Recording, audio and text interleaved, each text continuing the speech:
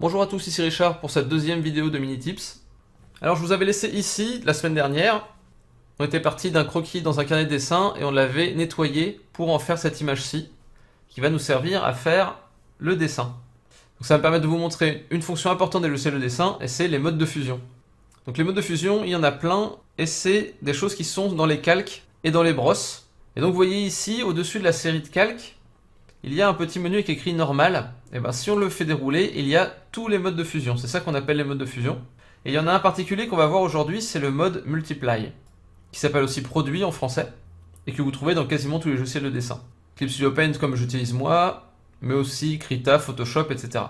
Donc vous mettez votre calque de trait en mode multiply, et ce que ça va faire, c'est que le blanc va devenir transparent. C'est-à-dire que si vous peignez sur un calque en dessous, donc là on a notre calque de trait, et en dessous, en mode multiply, et on a en dessous un autre calque vierge, et bien si j'utilise le calque du dessous, et que je peins dedans, avec n'importe quelle couleur, et bien ça va se voir, ça va apparaître. Donc je vous conseille d'utiliser une brosse qui change juste de taille avec la pression, mais qui ne change pas d'opacité, et on va remplir toute la silhouette du personnage. On verra d'autres façons de faire plus tard, pour l'instant on va faire comme ça. Et voilà, une fois qu'on a nos personnages remplis, on va avoir une deuxième fonction du mode multiplier, ou multiply ou produit. C'est que si on crée un nouveau calque, qu'on le met en mode multiplier, et qu'on utilise une couleur pas trop sombre, on va pouvoir placer les ombres sur le personnage. Et qu'est-ce que ça a comme intérêt de le faire comme ça plutôt que de choisir la couleur de l'ombre et de le faire en mode normal? C'est que là, c'est une couleur qui va s'adapter à la couleur qui est en dessous. C'est-à-dire que si je change ma couleur du dessous, que je décide de faire les cheveux par exemple, je sais pas, vert, eh bien vous voyez que l'ombre du personnage va rester cohérente avec la couleur qu'il y a en dessous. On va avoir la couleur d'ombre de la peau qui va être comme ça et la couleur d'ombre des cheveux qui va être comme ça. Et ça c'est quand même très pratique. C'est une des techniques de base pour faire de la couleur type cel shading.